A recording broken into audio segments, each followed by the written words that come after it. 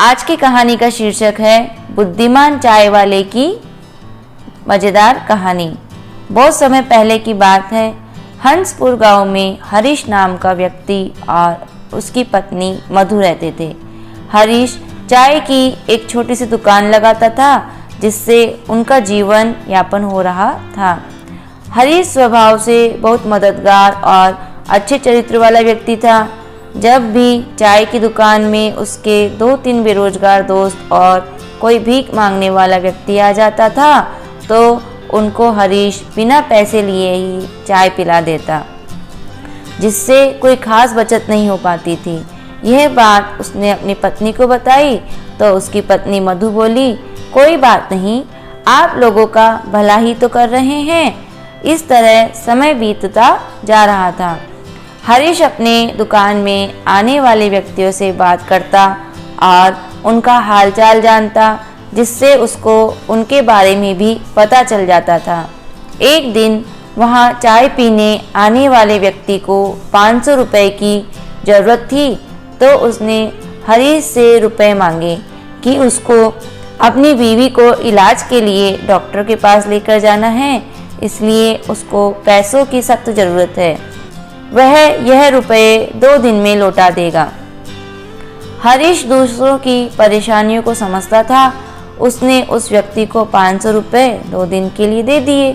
2 दिन के बाद उस व्यक्ति ने वह रुपए हरीश को लौटा दिए।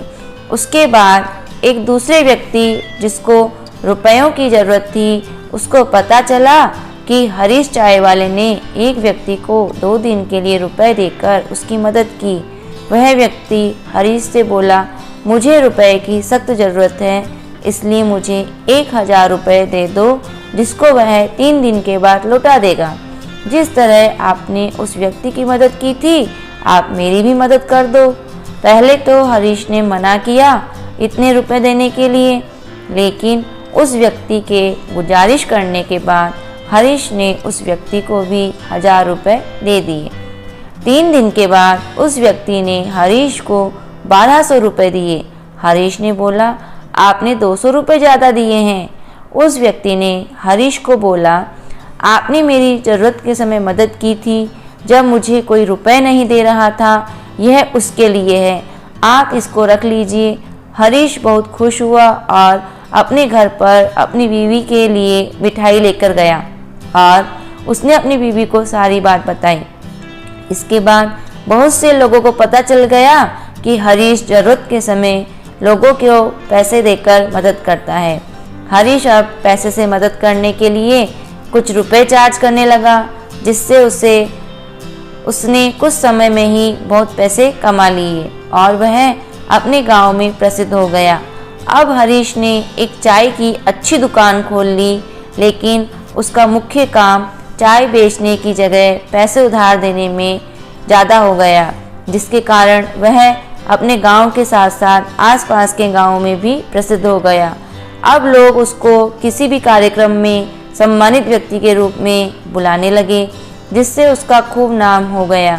जब गांव में मुखिया के चुनाव होने लगे तो सबने हरीश को मुखिया का चुनाव लड़ने को कहा। सबकी बात मानकर वह मुखिया का चुनाव लड़ा और लोगों की मदद और पैसे उधार देने के कारण गांव के सब लोग उसको पसंद करते थे, जिसके कारण वह चुनाव जीत गया। अब हरीश गांव का मुखिया बन चुका था, जिससे वह लोगों की और मदद कर पा रहा था। हरीश और उसकी बीवी मधु के अब अच्छे दिन आ गए थे, जिससे वह अब खुशी खुशी रहने लगे। तो दोस्तों, आपको आज की कहानी कैसी लगी कमेंट करके ज़रूर बताएं। वीडियो को लाइक और शेयर करें, चैनल को सब्सक्राइब करें। Thank you.